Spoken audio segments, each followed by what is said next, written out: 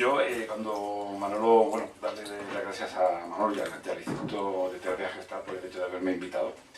La verdad es que el Instituto es uno de los que tiene más raigambre en la Comunidad Valenciana y uno de los pioneros en el ámbito de la psicología gestal, ¿no? Lo cual yo creo que ahí la gestal aporta un enfoque que al menos recibir una formación en el ámbito gestáltico es muy importante, porque al menos muchas veces en las técnicas cognitivo-conductuales uno se olvida del contexto donde se desarrolla y del contexto terapéutico. Es decir, es verdad que cuando uno analiza y lee los textos antiguos, siempre se dice que la relación terapéutica es una muestra de conducta de lo que hace el sujeto fuera de la conducta, fuera del despacho, lo cual es verdad.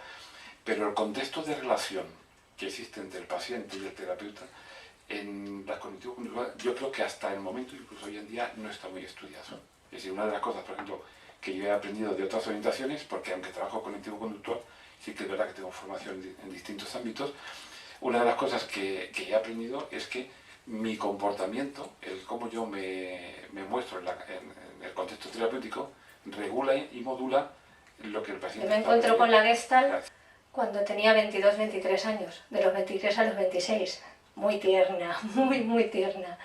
De los 23 a los 26, todo es posible. Hay un montón, esa es la vivencia, hay un montón de caminos delante. Si además te metes en una formación de terapia que es puramente vivencial, cuando en quinto ya hago crisis con el conductismo, y hago crisis con teoría, teoría, teoría, teoría, y de repente me encuentro con unos talleres que todo es trabajándose desde la experiencia.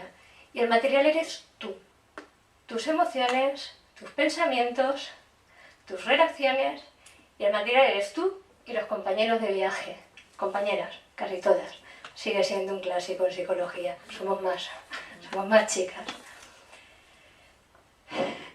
A mí esos 3 años, a esa edad y desde esa perspectiva, me cambiaron la vida. Yo miro hacia atrás y realmente en mi vida como persona sí que hay un antes y un después de la Gestalt. Para mí esos 3 años fueron 3 años de autodescubrimiento, de crecimiento personal. Gestalt es una terapia. Si yo coloco al otro en el polo del trastorno, que es lícito, pero también es, si no lo coloco en el polo del trastorno, también es una vía de crecimiento personal. Una vía de crecimiento personal en el que una persona se está encontrando con otra y a raíz de ese encuentro, en ese mismo momento, surge algo único. Algo único en el que los dos, en ese proceso, sanan lo que sea que tengan que sanar. Vamos a curar de una forma mucho más holística, vamos a cuidar de una forma más holística, en el sentido de lo corporal, de lo afectivo, de lo emocional, de lo relacional, de lo espiritual. Entonces, en ese sentido no hay enfermedad, no hablamos propiamente de la enfermedad cuando hablamos de terapia. Lo reparador, lo curativo, realmente es la relación, el contacto con el otro. Por eso, en el proceso de formación en terapia Gestalt es tan importante el proceso de terapia personal, la terapia de uno mismo, ¿no? Con el que va a emprender ese viaje de acercarse a su propio dolor y a su propio sufrimiento. Pero además de eso, además del proceso terapéutico, también hay un proceso que se da a la par o después, y es el propio proceso grupal de la formación, de esos 3 años que hablábamos, ¿no? Son 3 años que jamás se olvidan. Yo podría decir que es una de las experiencias más importantes de mi vida, ¿no? El haber conectado con esta forma de estar. Quisiera ceder ahora la palabra a Boque, que representa uno de los aspectos de las personas que hacen nuestra formación que para mí es muy importante. Paco, cuando antes hablaba de la importancia de que el terapeuta sea más mayor que el paciente, recogía un plano o un aspecto que a mí me parece muy importante. Yo soy un defensor de la formación de las personas, del estudio, de los conocimientos técnicos. Sin embargo, no me gusta dejar al margen algo que creo que los psicólogos corremos el riesgo muchas veces de hacer, ¿no? Y es psicologizarlo todo. Alguien dijo que los psicólogos somos ese grupo de gente que no podemos aceptar que las cosas son porque sí. Tenemos que encontrar un motivo, un porqué o una etiqueta, ¿no? Es decir, uno tiene un problema, el niño de pequeño no come y automáticamente va a ser anoréxico. Única y exclusivamente es que no tenía hambre ese día, pero bueno, ya le hemos puesto la etiqueta.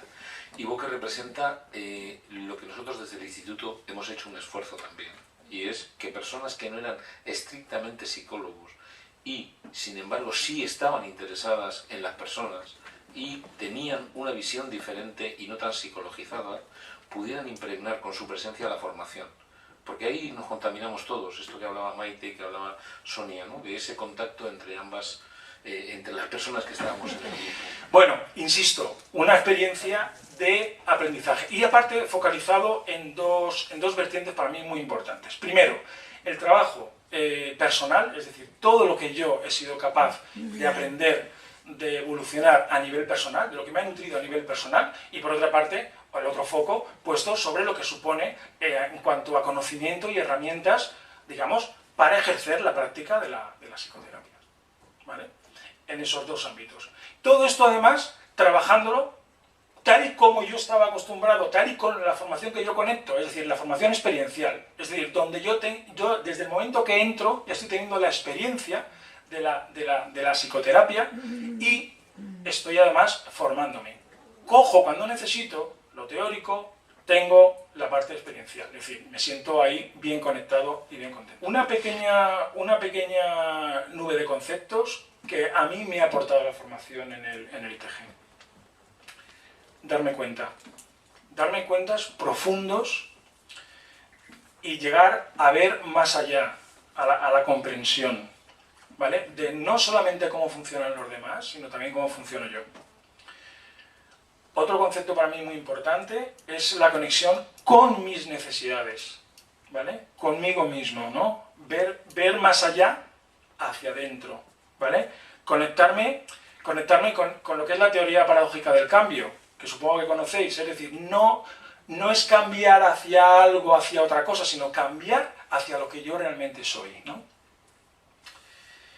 Y aparte también me gustaría, pues, insistir en que, aparte de la experiencia, es una experiencia de vida, es una experiencia también en grupo, en relación, que es donde pasa, donde vivimos en sociedad, vivimos en relación con los demás, con el entorno.